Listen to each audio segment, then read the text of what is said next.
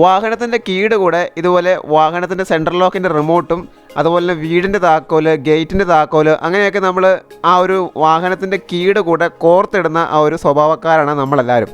പക്ഷേ ഇതുകൊണ്ട് ചെറിയൊരു പ്രശ്നമുണ്ട്. അത് ഭാവിയിൽ വന്നേക്കാവുന്നൊരു പ്രശ്നമാണ്. ഇതുപോലെ നമ്മുടെ കീ ഇതുപോലെ ഇഗ്നിഷൻ സ്വിച്ചിൻ്റെ ഇവിടെ ഇട്ട് കഴിയുമ്പം ഇതുപോലെ ആ ഒരു വെയിറ്റ് ആ ഒരു കീക്ക് വരികയാണ്. അങ്ങനെ ആ ഒരു വെയിറ്റ് വരുമ്പോൾ ഭാവിയിൽ ആ ഒരു കീ ഇടുന്ന സ്ലോട്ടിന് തേയ്മാനം സംഭവിക്കാം. നമ്മൾ കട്ടറൊക്കെ ചാടുമ്പോഴോ അല്ലെങ്കിൽ കുലുക്കമുള്ള വഴിക്കൂടെ പോകുമ്പോൾ ഈ ഒരു കീയും ആ ഒരു റിമോട്ടും കടന്നിങ്ങനെ ആടുന്ന ആ ഒരു വെയിറ്റിൽ ആ ഒരു കീ ഇടുന്ന ഭാഗത്തെ ആ ഒരു സ്ലോട്ടിന് തേയ്മാനം സംഭവിച്ച് ആ ഒരു കീ വർക്ക്ലെസ് ആവും. നമ്മൾ ആ ഒരു കീ ഇടുമ്പോൾ സ്റ്റാർട്ട് ആവാതെ വാഹനത്തിന് ആ ഒരു പ്രോബ്ലം സംഭവിക്കാനുള്ള ചാൻസ് ഉണ്ട്. അതുകൊണ്ട് ഈ ഒരു കാര്യം എല്ലാവരും ഒന്ന് മനസ്സിൽ വെച്ചേക്കുക. ഓക്കെ, ഞാനിപ്പോൾ മറ്റൊരു വാഹനം നിങ്ങളെ കാണിച്ചിരിക്കുകയാണ്. ഈ വാഹനത്തിൻ്റെ കീചെയിൻ എന്ന് പറയുന്നത് ശരിക്കും വെയിറ്റ് ഇല്ലാത്ത ഒരു സംഗതിയാണ്. ശരിക്കും ആ ഒരു വെയിറ്റ്ലെസ് ആണ് ആ ഒരു കീചെയിൻ. അപ്പോൾ ഇങ്ങനത്തെ കീചെയിൻ ഉപയോഗിക്കുന്നുണ്ട് കീക്ക് യാതൊരു കുഴപ്പവും വരുന്നില്ല.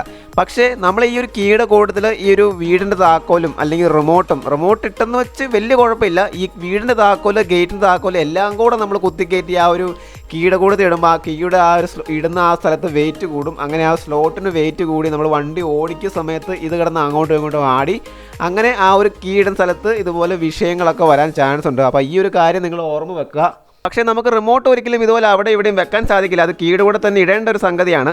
അപ്പോൾ ആ ഒരു വിഷയത്തിൽ നിങ്ങൾ വേറെ മറ്റൊരു കാര്യങ്ങളും മറ്റ് താക്കോലോ മറ്റ് എന്തെങ്കിലും കീചെയിനോ അങ്ങനെ ഒരു കാര്യങ്ങളൊന്നും ഈ ഒരു കീയുടെ കൂട്ടത്തിൽ ഇടാണ്ടിരിക്കുക.